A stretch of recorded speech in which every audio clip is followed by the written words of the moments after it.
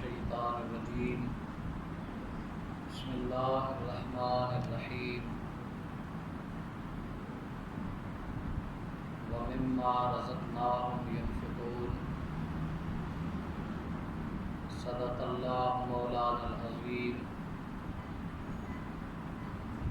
ان اللہ وملائکتہ یصلون علی النبی یا ایھا الذین آمنوا صلوا علیہ وسلموا تسلیما الصلاۃ والسلام علیک یا رسول اللہ وعلی آلک واصحابک یا حبیب اللہ الصلاۃ والسلام علیک یا شفیع المذنبین وعلی آلک واصحابک یا رحمۃ للعالمین الصلاۃ والسلام علیک یا سیدی یا رسول اللہ وعلی آلک واصحابک یا سیدی یا محمد رسول اللہ۔ معزز و محترم سامعین، اللہ رب العزت کی حمد و ثنا اور اس کے پیارے محبوب رسول مکرم شفیع معظم جناب محمد مصطفیٰ احمد مجتبیٰ صلی اللہ تعالیٰ علیہ وسلم کی بارگاہ میں اپنی محبتوں اور عقیدتوں کا خراج پیش کرنے کے بعد سورہ بقرہ کی آیت نمبر 3 کا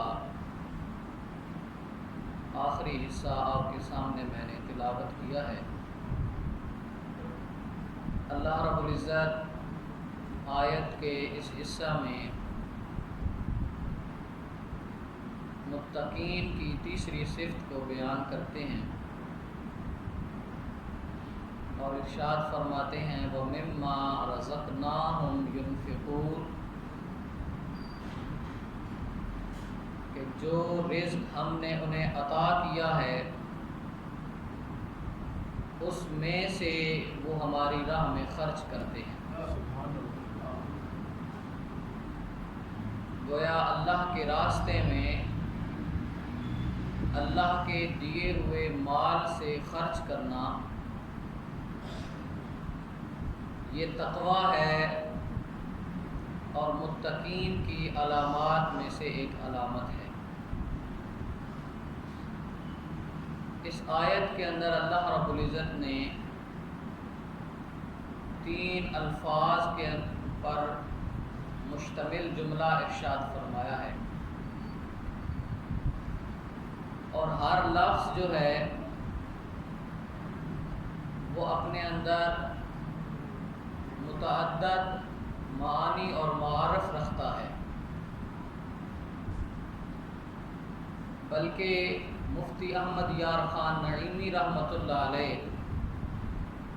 آپ اپنی تفسیر میں فرماتے ہیں کہ اگر انسان اس آیت کے اس حصے کے معنی اور مفہوم کو سمجھ لے اور اس کے اوپر صحیح معنوں میں کاربند ہو جائے تو یہ ایک جملہ ہی اس کی ساری زندگی کے لیے کافی ہے۔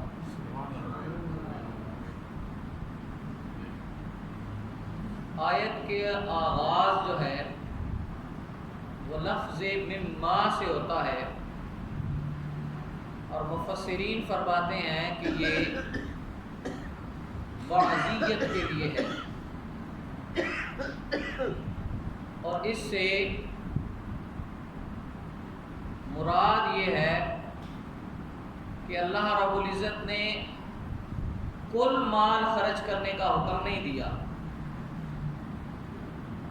بلکہ حکم یہ ہے کہ وہ شخص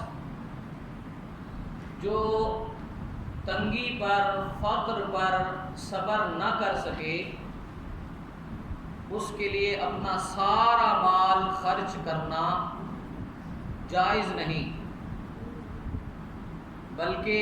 وہ اپنے مال کا کچھ حصہ اللہ کی راہ میں خرچ کرے گا۔ تاکہ وہ اپنا سارا مال خرچ کرنے کے بعد تنگدستی اور غربت کا شکار نہ ہو جائے اور لوگوں کے سامنے خود دست سوال دراز نہ کرتا پھرے۔ یہی وجہ ہے کہ رسول اکرم صلی اللہ علیہ وآلہ وسلم نے ارشاد فرمایا کہ بہترین صدقہ وہ ہے جس کے بعد بھی انسان مالدار رہے، لیکن ایسا شخص جو اپنا کل مال خرچ اللہ کی راہ میں کرنے کے بعد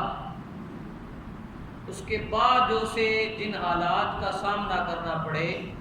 اس کے اوپر اگر وہ صبر کرنے کی طاقت رکھتا ہے، استطاعت رکھتا ہے، تو ایسے شخص کے لیے اپنا سارا مال بھی اللہ کی راہ میں خرچ کرنا جائز ہے۔ جیسے کہ غزوہ تبوک کے موقع پر حضرت سیدنا صدیق اکبر رضی اللہ تعالی عنہ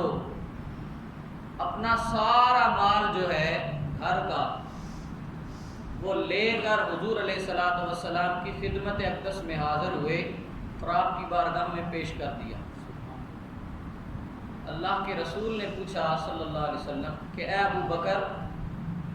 ما ابقیت لأہلک، تو اپنے گھر والوں کے لیے کیا چھوڑ کر آیا ہے؟ تو عرض کی یا رسول اللہ ابقیت لہم اللہ ورسولہ، میں ان کے لیے اللہ اور اس کا رسول چھوڑ کے آیا۔ آپ صلی اللہ علیہ وسلم نے وہ صدقہ لینے، وہ مال لینے سے، وہ جو جہاد کے لیے مال اکٹھا کیا گیا وہ لینے سے انکار نہیں کیا، کیونکہ آپ صلی اللہ علیہ وسلم صدیق اکبر رضی اللہ تعالیٰ عنہ کے صبر سے واقف تھے اور آپ کے دل میں جو اللہ کی ذات پر توکل اور یقین تھا حضور علیہ الصلوۃ والسلام اس سے واقف تھے۔ تو اس سے ایک چیز یہ حاصل ہوتی ہے کہ کل مال خرچ کرنے کا حکم نہیں، بلکہ اللہ فرماتا ہے جو ہم نے تمہیں رزق عطا کیا ہے اس میں سے کچھ ہماری راہ میں خرچ کرو۔ دوسرا، آیت کے ان الفاظ سے جو سبق ہمیں حاصل ہوتا ہے وہ یہ ہے کہ مال دو طرح کا ہوتا ہے، ایک حلال اور ایک حرام۔ اللہ کی راہ میں وہ مال خرچ کیا جانا چاہیے جو حلال ہو، جو طیب ہو، جو پاکیزہ ہو، اس لیے کہ حرام مال اور اس سے کی ہوئی خیرات اور اس سے کی ہوئی کسی کی مدد، اس کا نہ تو کوئی اجر اور ثواب ہے اور نہ ہی ایسے صدقات، ایسے مال سے کیے گئے صدقات و خیرات اللہ تعالیٰ کی بارگاہ میں مقبول اور محبوب ہے۔ اس کے بعد تیسری چیز جو آیت کے ان الفاظ سے حاصل ہوتی ہے وہ یہ ہے کہ انسان کے پاس جو مال ہوتا ہے اس میں کچھ عمدہ مال ہوتا ہے اور کچھ مال ردی ہوتا ہے، یعنی معیار میں کم تر ہوتا ہے۔ اللہ رب العزت کی بارگاہ میں اور اللہ رب العزت کے راستے میں وہ مال خرچ کرنا چاہیے جو عمدہ اور اعلیٰ مال ہو، معیار میں اچھا ہو، وہ مال، وہ چیز اللہ کے راستے میں خیرات کرنی چاہیے۔ اللہ رب العزت نے ارشاد فرمایا لن تنالوا البر حتى تنفقوا مما تحبون، تم نیکی کو ہرگز نہیں پا سکتے جب تک کہ تم اللہ کے راستے میں وہ شے خرچ کرو، وہ شے نہ خرچ کرو جو تمہیں محبوب ترین ہو۔ حضور امت رحمۃ اللہ علیہ آپ فرماتے ہیں کہ جب تک انسان اپنی محبوب ترین چیز جو ہے اسے اللہ کے راستے میں خرچ نہیں کرتا تب تک وہ نیکی کے کمال کو حاصل نہیں کر سکتا۔ اور یہی مقصود ہے۔ محض ثواب حاصل کرنا تو مقصود نہیں، اس کے اندر اللہ کے راستے میں، اللہ کی بارگاہ میں درجہ کمال حاصل کرنا مقصود ہے، اور وہ اس وقت حاصل ہوگا جب ہم اپنا اچھا مال جو ہے وہ اللہ کے راستے میں خرچ کریں۔ اس آیت کا دوسرا لفظ ہے ينفقون، مما رزقناہم، دوسرا لفظ ہے رزقناہم ينفقون، کہ جو ہم نے رزق انہیں عطا کیا ہے اس میں سے خرچ۔ اب رزق کا جو مفہوم ہمارے ہاں ہے وہ ہم نے بہت محدود مراد لیا ہے۔ اگر ہم لفظ رزق کے اوپر غور کریں تو اس کا معنی بہت زیادہ وسیع ہے۔ علامہ راغب اصفہانی رحمۃ اللہ علیہ آپ فرماتے ہیں رزق سے مراد ہر وہ نعمت ہے جو اللہ تعالیٰ نے انسان کو عطا کی ہے، خواہ وہ دنیاوی ہو یا اخروی ہو۔ اس نعمت کا تعلق دنیا کے ساتھ ہو یا اس نعمت کا تعلق آخرت کے ساتھ ہو، وہ رزق ہے۔ حضور ضیاء الامت رحمۃ اللہ علیہ نے تفسیر ضیاء القرآن میں فرمایا کہ رزق کا معنی ہے حصہ، نصیب۔ جو انسان کو اللہ تعالیٰ عطا کرتا ہے، خواہ وہ حصی ہو یا معنوی ہو، لہذا ہر وہ شے جو اللہ نے عطا کی ہے، خواہ وہ مال ہے، خواہ وہ اولاد ہے، خواہ وہ علم ہے، جو شے بھی اللہ رب العزت نے انسان کو عطا کی ہے وہ انسان کے لیے رزق ہے۔ اسی طرح ایک اور مقام پر فرمایا کہ ہر وہ شے جو اللہ نے انسان کو عطا فرمائی ہے اور ہر وہ شے جس سے انسان نفع حاصل کرتا ہے وہ انسان کے لیے رزق ہے۔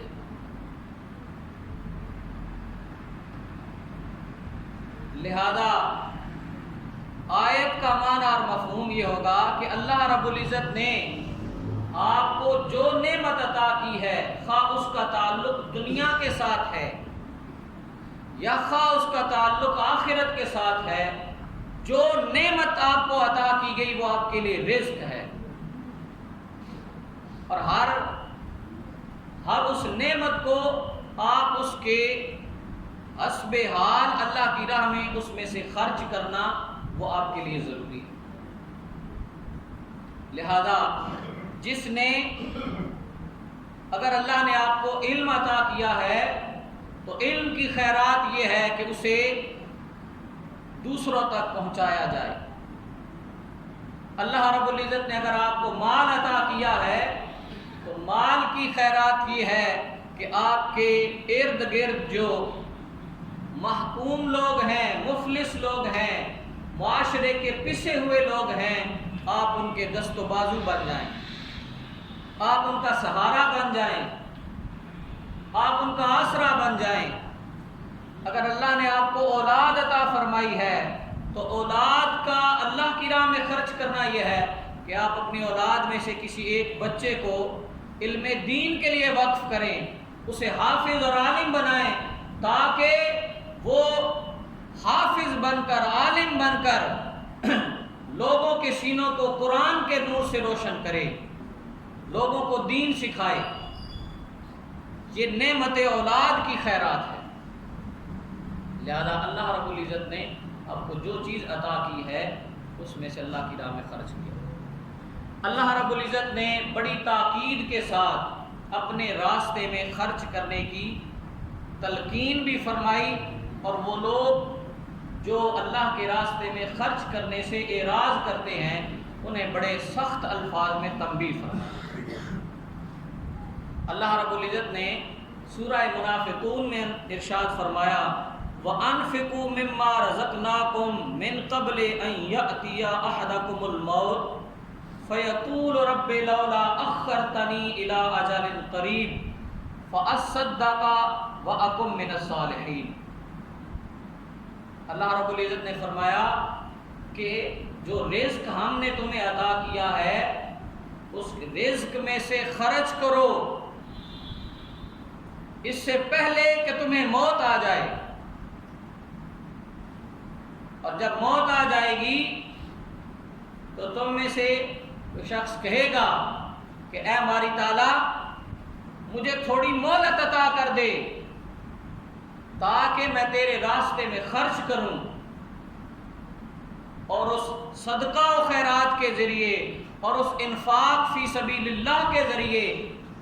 میں تیرے نیک اور صالحین بندوں میں شامل ہو جاؤں۔ اس لیے کہ موت جب آ جائے گی تو پھر اس کے بعد آپ کے لیے کوئی مہلت نہیں ہے، اس میں کسی ایک لمحے کی تقدیم اور تاخیر نہیں کی جائے گی۔ جب وقت اجل آ گیا تو پھر اس پر کوئی کمپرومائز نہیں ہوگا۔ لہذا اس لیے فرمایا کہ ابھی تمہاری سانس کی مالا قائم ہے، ہم نے تمہیں اپنی بارگاہ سے رزق عنایت فرمایا ہے، اس میں سے ہمارے راستے میں خرچ کرو، ہمارے راستے میں خرچ کرو اور اس انفاق کے ذریعے ہمارے صالحین بندوں میں شامل ہو جاؤ۔ اور وہ لوگ جنہیں اللہ رب العزت نے مال و دولت سے نوازا ہے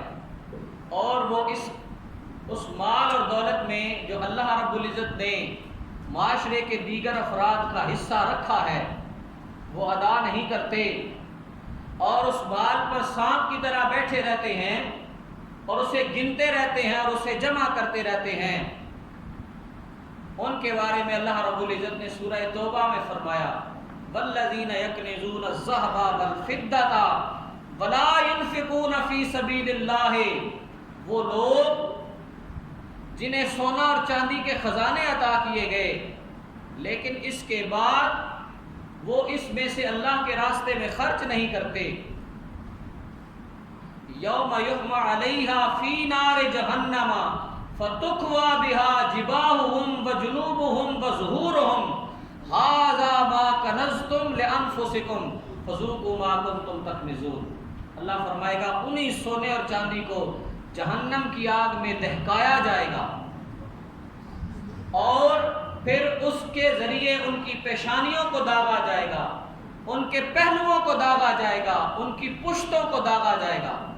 اور پھر کہا جائے گا ھذا ما کنزتم، یہ ہیں وہ خزانے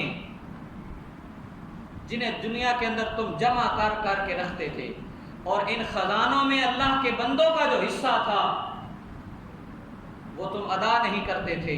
فذوقوا ما کنتم تکنزون، اب اپنے ان خزانوں کا مزہ چکھو۔ لہذا اللہ رب العزت نے ترغیب اور ترہیب دونوں طریقے سے بندہ مومن کو سمجھایا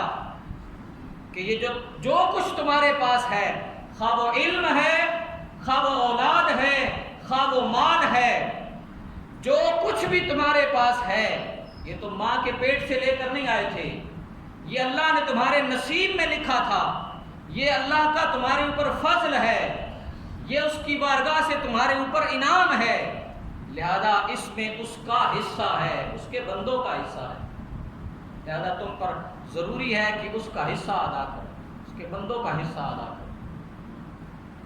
برادران اسلام، انفاق فی سبیل اللہ کرتے ہوئے ہمیں چند چیزوں کو ملحوظ خاطر رکھنا چاہیے تاکہ جو صدقہ و خیرات ہم اللہ کی راستے میں کرتے ہیں وہ صدقہ و خیرات اس قابل ہو جائے کہ وہ اللہ کی بارگاہ میں مقبول اور محبوب ہو جائے، اسے اللہ رب العزت کی بارگاہ میں درجہ قبولیت حاصل ہو جائے۔ چنانچہ اس سلسلے میں سب سے پہلی چیز جو انفاق فی سبیل اللہ کے حوالے سے ذہن نشین رکھنی چاہیے وہ یہ ہے کہ آپ جو صدقہ و خیرات کر رہے ہیں، جو اللہ کے راستے میں خرچ کر رہے ہیں، اس کا مقصود صرف اور صرف اللہ رب العزت کی رضا ہو، اس کی خوشنودی کا حصول ہو۔ ریاکاری، مال کی نمود و نمائش، ذاتی نمود و نمائش اور سخی کہلوانے کے لیے مال خرچ کرنا، ایسے مال کے خرچ کیے جانے کا کوئی فائدہ نہیں ہے۔ نہ اللہ رب العزت کی بارگاہ میں ایسا خرچ اور ایسا انفاق اللہ رب العزت کی بارگاہ میں مقبول اور محبوب ہے۔ اللہ رب العزت اسی مال کو اپنی بارگاہ میں قبول فرماتا ہے جو محض اس کی رضا کے لیے کیا جائے۔ وہ لوگ جو دکھاوے کے لیے مال خرچ کرتے ہیں، اللہ رب العزت نے ایک خوبصورت مثال کے ذریعے انہیں سمجھایا کہ وہ کس طرح ضائع ہو جاتا ہے۔ ارشاد فرمایا کہ ایک پتھر جس کے اوپر مٹی جم جائے اور کوئی بندہ اس مٹی کے اوپر پودا لگا دے، تو جب بارش آتی ہے تو وہ بارش کا پانی اس مٹی کو بھی بہا کر لے جاتا ہے اور اس پودے کو بھی بہا کر لے جاتا ہے۔ جس طرح پتھر پر جمی ہوئی اس مٹی کو ثبات نہیں ہے اور بارش کے پانی کی وجہ سے وہ مٹی اور اس پر اگا ہوا جو کچھ بھی اگا ہوا ہے وہ بہہ جاتا ہے، اسی طرح جو بندہ ریاکاری کے طور پر مال کی نمود و نمائش کے لیے جو بندہ مال خرچ کرتا ہے، اس کا مال اسی طرح ضائع ہو جاتا ہے، اس کا مال اسی طرح ضائع ہو جاتا ہے۔ اس کے بعد دوسری شے جو ذہن نشین رکھنی چاہیے وہ یہ ہے کہ پوری دل جمعی کے ساتھ، اطمینان قلب کے ساتھ اور یقین کے ساتھ اللہ رب العزت کی بارگاہ میں، اللہ رب العزت کے راستے میں مال خیرات کرنا چاہیے، انفاق فی سبیل اللہ کرنا چاہیے۔ بندے کو یقین ہو کہ جو مال انسان اللہ کے راستے میں اس کی رضا کے لیے خرچ کر رہا ہے وہ اس کی بارگاہ میں مقبول بھی ہوگا، محبوب بھی ہوگا۔ اللہ رب العزت جو ہے وہ اس کی برکت سے اس کے مال میں اضافہ بھی کرے گا اور اسے دنیا و آخرت کی سعادتیں بھی عطا۔ اس کے بعد تیسری چیز جو میں نے ابتدا بھی ذکر کی کہ انسان کو اللہ تعالیٰ جو مال عطا فرماتا ہے اس میں سے عمدہ مال جو ہے وہ اللہ رب العزت کے راستے میں خرچ کرنا چاہیے۔ اللہ رب العزت نے ارشاد فرمایا یا ایھا الذین آمنوا انفقوا من طیبات ما رزقناکم، جو ہم نے تمہیں رزق عطا کیا ہے اس میں سے طیب چیز کو ہمارے راستے میں خرچ کرو۔ حضور ضیاء الرحمت رحمۃ اللہ علیہ فرماتے ہیں یہاں طیب جو ذکر کیا گیا لفظ طیب مال وہ کون سا آتا ہے؟ طیب مال وہ ہے جس کے اندر تین شرائط پائی جائیں۔ ایک کہ وہ مال عمدہ ہو، معیار میں اعلیٰ ہو، اچھا ہو۔ دوسرا وہ مال حلال ہو، وہ شے جو آپ خیرات کر رہے ہیں وہ حلال ہو۔ اور تیسری وہ شے حلال ذریعے سے حاصل کی گئی ہو۔ یہ تین چیزیں جب شرائط ملے گی تب وہ مال طیب مال ہوگا۔ آپ فرماتے ہیں اس لیے کہ جب آپ انفاق کرتے ہیں، کسی کے اوپر خرچ کرتے ہیں، کسی غریب کے اوپر کسی کی مدد کرتے ہیں تو اس کے تین مقاصد ہوتے ہیں۔ ایک تو اس کا مسئلہ حل ہو جائے، اس کی دستگیری ہو جائے، اس کی مدد ہو جائے۔ دوسرا نفس کی اصلاح ہو جائے،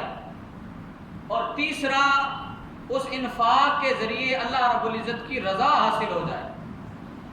تو اگر وہ مال عمدہ نہیں ہے، معیاری نہیں ہے، گھٹیا ہے، وہ مال حلال نہیں ہے، حرام ہے، اور وہ مال حلال ذریعے سے کمایا نہیں گیا، تو اس سے وہ انفاق کے تینوں مقاصد جو ہے وہ حاصل نہیں ہوں گے۔ نہ تو اس کی صحیح طرح آپ نے گھٹیا مال دے دیا، اسے عمدہ مال کی ضرورت تھی، اس کی مدد تو نہ ہوئی۔ جب حرام چیز اور حرام ذریعے سے کمائی ہوئی چیز اس کو خرچ کیا تو نہ تو نفس کی اصلاح ہوئی، نہ اللہ کی رضا کا حاصل ہوئی، نہ اللہ کی رضا حاصل ہوئی۔ اس لیے اللہ رب العزت کی بارگاہ میں وہ مال خرچ کیا جائے جو طیب ہو۔ طیب کے لیے تین شرطیں ہیں، وہ مال عمدہ ہو، معیاری ہو، وہ مال حلال ہو، اور وہ شے حلال ذریعے سے کمائی گئی۔ اس کے بعد وہ مال جو آپ اللہ کے راستے میں وہ جو چیز خرچ کر رہے ہیں، وہ چاہے آپ اعلانیہ طور پر کریں یا چاہے چھپ کر کریں، نیت درست ہونی چاہیے۔ نیت اللہ رب العزت کی رضا کا حصول ہونا چاہیے۔ آپ کی جب نیت درست ہو جائے گی تو چاہے آپ ظاہراً صدقہ و خیرات کرتے ہیں یا چھپ کر کرتے ہیں، ہر صورت میں اللہ کی بارگاہ میں مقبول ہے۔ اس مقام پر ذوالجلالۃ رحمۃ اللہ علیہ فرماتے ہیں کہ جو فرض صدقات ہیں، مثلا زکوٰۃ اور فطرانہ اور دیگر جو فرائض اور واجبات میں آتے ہیں صدقات و خیرات، ان کو اعلانیہ دینا چاہیے، اور جو نفلی صدقات ہیں وہ افضل یہ ہے کہ انہیں پوشیدہ طور پر دیا جائے۔ جب انسان اللہ رب العزت کی راہ میں مال خرچ کرتا ہے تو اسے بہت سارے دنیاوی اور اخروی فوائد حاصل ہوتے ہیں۔ انفاق فی سبیل اللہ کے ذریعے اللہ کی رضا حاصل ہوتی ہے۔ انفاق فی سبیل اللہ کے ذریعے اللہ کا غضب کم ہوتا ہے۔ انفاق فی سبیل اللہ کے ذریعے انسان کی خطائیں معاف ہوتی ہیں۔ انفاق فی سبیل اللہ کے ذریعے انسان کے مال کے اندر برکت ہوتی ہے اور وہ بڑھتا ہے۔ حضور علیہ الصلوۃ والسلام نے ارشاد فرمایا، صدقہ سے بڑھ کر کوئی چیز ایسی نہیں جو اللہ کے غضب کو کم کرنے والی ہو۔ حضور علیہ الصلوۃ والسلام نے ارشاد فرمایا، صدقہ خطاؤں کو اس طرح مٹا دیتا ہے جس طرح پانی کپڑے کو پاک اور صاف کر دیتا ہے۔ صدقے کے ذریعے مال کے اندر اضافہ ہوتا ہے۔ چنانچہ مفتی احمد یار خان نعیمی رحمۃ اللہ علیہ نے خوبصورت حکایت نقل فرمائی، واقعہ نقل فرمایا، وہ ذکر کر کے میں گفتگو ختم کرتا ہوں۔ آپ فرماتے ہیں پہلے زمانوں میں ایک شخص کے حوالے سے اللہ رب العزت نے اس زمانے کے پیغمبر کو وحی فرمائی کہ تمہاری امت میں فلاں شخص ہے جس کی آدھی عمر غنا کے اندر، مالداری کے اندر گزرے گی، اور آدھی عمر جو ہے وہ فقر و فاقہ کے اندر گزرے گی۔ اسے جا کے پوچھو، وہ جیسے چاہتا ہے، جیسی زندگی چاہتا ہے وہ پہلے گزار لے۔ جب اللہ کے وہ نبی اس کے پاس گئے تو اس نے کہا کہ میں اپنی پہلی آدھی زندگی جو ہے وہ غنا اور مالداری میں گزارنا چاہتا ہوں۔ چنانچہ اللہ نے اسے مال عطا کیا، وہ مالدار ہو گیا، غنی ہو گیا، تو وہ جتنا مال اپنی ذات پر اور اپنے اہل و عیال پر خرچ کرتا، اس سے کئی گنا زیادہ وہ مفلس، نادار، تنگ دست اور غریب لوگوں پر خرچ کرتا، غرباء اور مساکین پر خرچ کرتا، بے سہاروں کا سہارا بننے لگ گیا۔ تو جب اس کی آدھی عمر گزر گئی تو اللہ رب العزت نے اس زمانے کے پیغمبر کو وہی فرمائی کہ جا کر اسے خوشخبری دو کہ اس کی باقی عمر بھی غنا کے اندر گزرے گی، اس کی باقی عمر بھی مالداری کے اندر گزرے گی۔ کیوں کہ اس نے ہمارے راستے میں خرچ کر کے ہماری نعمتوں کا شکر ادا کیا ہے، اور نعمتوں کے شکر ادا کیے جانے سے نعمتوں میں اضافہ ہوتا ہے۔ اللہ فرماتا ہے لَإِن شَكَرْتُمْ لَأَزِيدَنَّكُمْ، جب تم میری نعمتوں کا شکر ادا کرو گے ہم اس میں اضافہ کریں گے۔ لہذا احباب ذی وقار، اللہ کے راستے میں خرچ کرنا یہ متقین کی علامات میں سے ہے، یہ تقویٰ کی صفات میں سے ہے۔ اور انفاق فی سبیل اللہ کے حوالے سے جو آداب میں نے آپ کے سامنے ذکر کیے کہ اللہ رب العزت کی رضا کو پیش نظر رکھنا چاہیے، ریاکاری اور مال کی نمود و نمائش کے لیے خرچ نہیں کرنا چاہیے، اور اپنے مال سے عمدہ شے کو اللہ کے راستے میں خرچ کرنا چاہیے۔ جب آپ ان آداب کو ملحوظ رکھ کے اللہ کے راستے میں خرچ کریں گے، اللہ تعالیٰ آپ سے راضی بھی ہوگا، اللہ تعالیٰ آپ کی خطاؤں کو بھی معاف فرمائے گا، اور اللہ تعالیٰ آپ کے درجوں کو بھی بلند کرے گا، اور اللہ تعالیٰ آپ کے مال میں برکتیں بھی عطا فرمائے گا۔ اللہ تعالیٰ ہمیں عمل کی توفیق عطا فرمائے۔ وما علینا الا